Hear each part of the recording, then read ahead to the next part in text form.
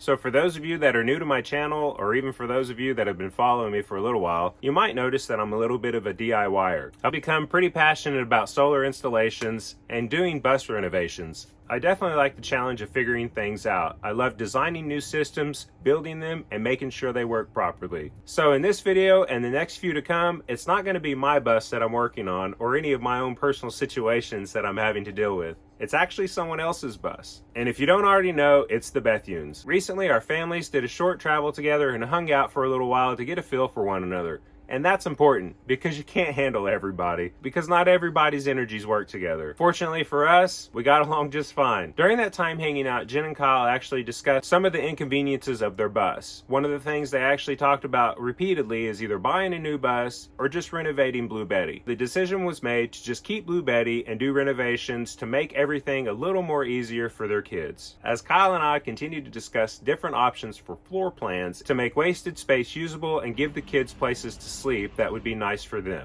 So with the introduction out of the way, my first step is to dive into the electrical system here and start diagnosing some of the issues they have with their solar setup. We had an exposed hot and ground right next to each other. So the owner has a servo and a touch 50. I'm going to go ahead and kind of see if I can't figure things out real quick and get the touch pulled out of the way. Get these wires pulled out. I just kind of found this.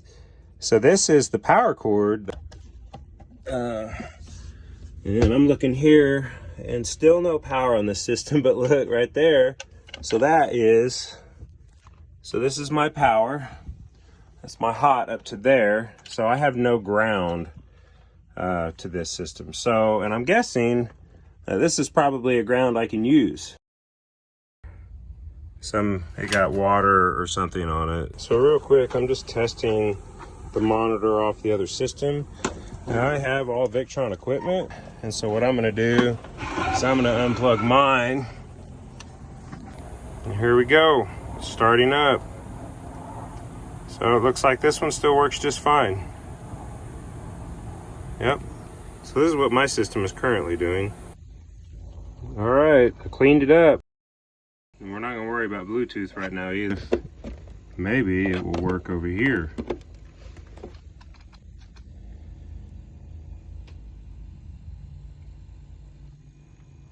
All right, this is awesome. I get to see how much solar we got going on. Screen is working. And I'm just continuing the demolition work.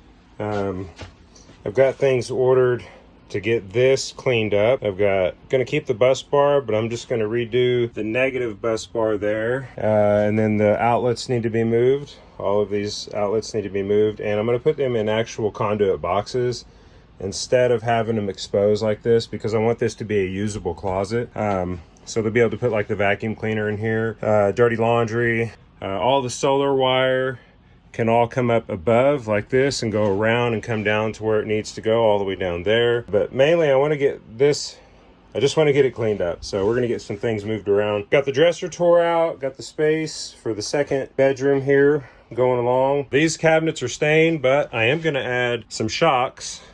I've got the dresser out, so I'm just going to build a new dresser like this with drawer glides on it as well. And then just been finding lots of change. So anyways, gonna rerun the 12-volt wiring for this stuff here. That plug-in is just fine where it is, because that's going to be for the refrigerator when it gets over here. I don't like this. It definitely needs to be in a conduit box instead of taped up like that. You know, eventually the black tape can come off and things can kind of shake loose. So I do want to get it in a conduit box. Cleaned everything up, and so the owner was telling me that this has never worked, but the main reason why is because this RJ45 cord is supposed to be plugged in. It never was. And then also there was no ground. There was never a ground to the actual power on the servo, and it wasn't plugged in. So a couple of reasons there. Another find is like this got wet is probably why this shorted out and is no longer working. Talking to the owner now to see if they want to just replace this with a newer version that is just Bluetooth only without this, and it's just a smart dongle. I have one of these two in mine, and I never use this thing. I just use the Bluetooth. So another thing to point out too with the servo is that if you want it to read DC loads and everything, you have to have all of the DC direct cords. You would wire one RJ45 from one multi over to the other multi and then into here, and then it would read your AC loads. But we've still got some digging to do on this.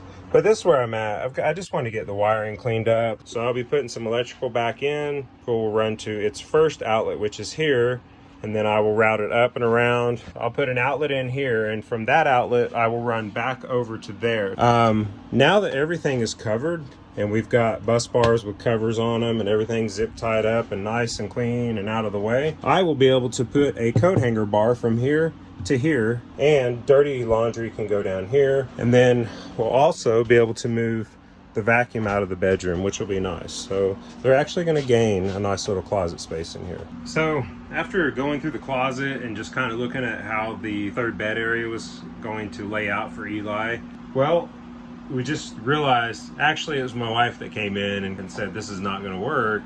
You need to figure something out. So what we decided to do was extend the bed area about 1 foot. Can move the wall over a little bit, and I'll show you how I'm doing that. I decided to go ahead and rip saw that off, and the cool thing about that is that it gave me this curve that I needed. So now I'll be able to cut and trim my plywood to cover that hole and this hole up, and I won't have to make a bunch of cuts with a piece of wood to figure it out. And I'll have extra wood, and everybody likes extra wood. Anyways, the bottom of this is not going to move. The bottom's going to stay right where it is. The dog space is not going to grow. I'll have a wall that comes out to here, basically. So it'll come all the way out to here for reference. So basically I'll build plywood strapping, but a full piece that extends all the way from the bottom and comes all the way up to here. This bed will then move over and stick out like this. There's still going to be a closet here, which is great. And all of this will be visible. What that'll do is give them a little bit of storage space down low. So if they want to put a laundry basket down there or store shoes, they could put a bunch of shoes down there. I just got to get this boxed in and built.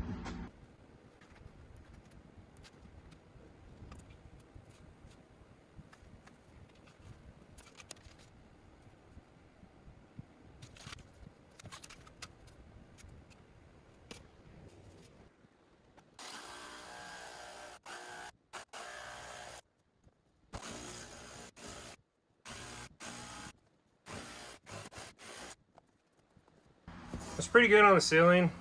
You know, this stuff is not hard up there, but this will work. And you know, I could tighten it up in here a little bit, but there's going to be a cabinet that comes down here like this.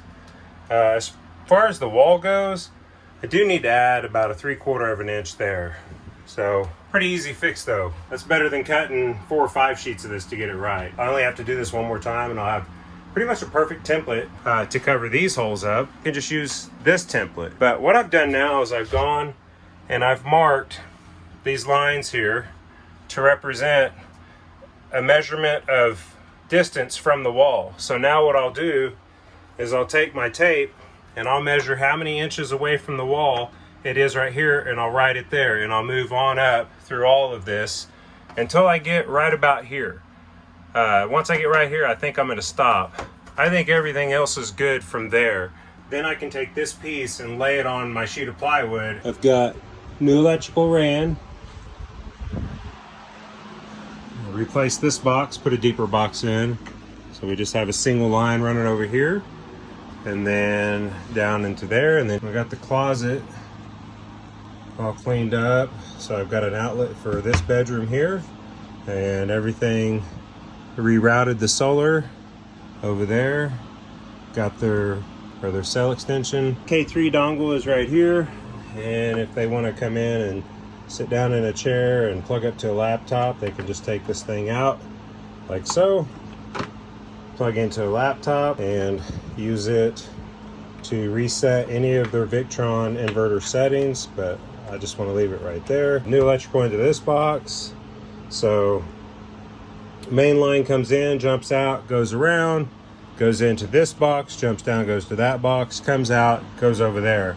For this, I got this out of their bedroom. It's all cleaned up and actually have a small space to hang some clothes up. We got a little space for maybe some shoes or just dirty laundry. The only last thing to do is to come in and put a closet light in, and I'll be wiring it in off of here. And then the kids all had DC lights to each of their bedrooms. So about 100 zip ties, and you know what? I ain't mad at myself. It ain't going nowhere.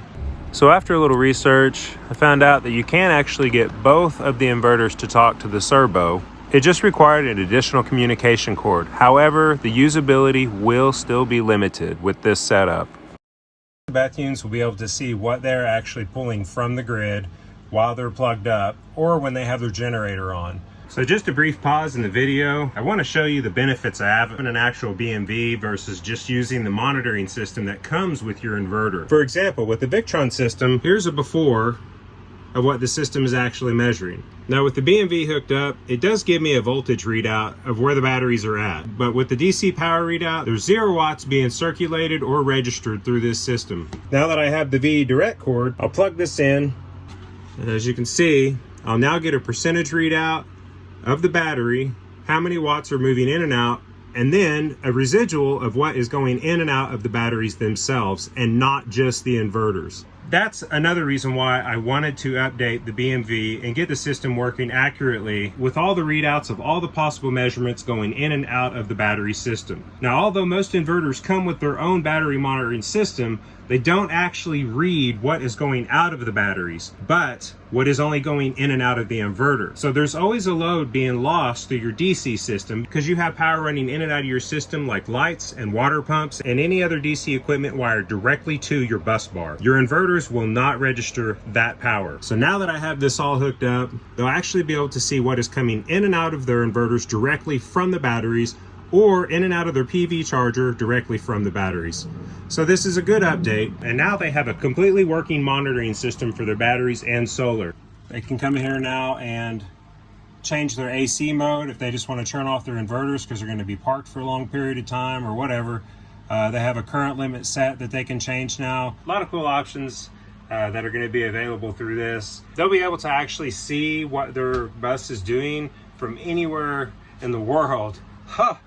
If they want. It's not necessary, but if they want to, that's what the Servo GX is for. So they'll be able to control things. They'll have live data. They can look and see what their solar pulls on an annual, on an hourly, daily, weekly, monthly, whatever. They can look at it annually and see what their total kilowatts used on a regular basis is. How many cycles their batteries have gone through, what kind of cycles their batteries give them, and just how much they're working their inverters overall. So it's a really cool system. I have the same one, although mine is set up differently. So happy to get the closet out of the way. Eli got an extra foot in his bedroom, so that'll last him for a couple years. And maybe by then they'll be able to get a new Blue Betty or something. As for now, I'm gonna start working to get this refrigerator put where it needs to go. Unfortunately, that's where I'm gonna leave you on this video. Hopefully you've enjoyed watching. If you have, please like and subscribe. I've got a lot more coming your way, and I can't wait to share this entire renovation with you.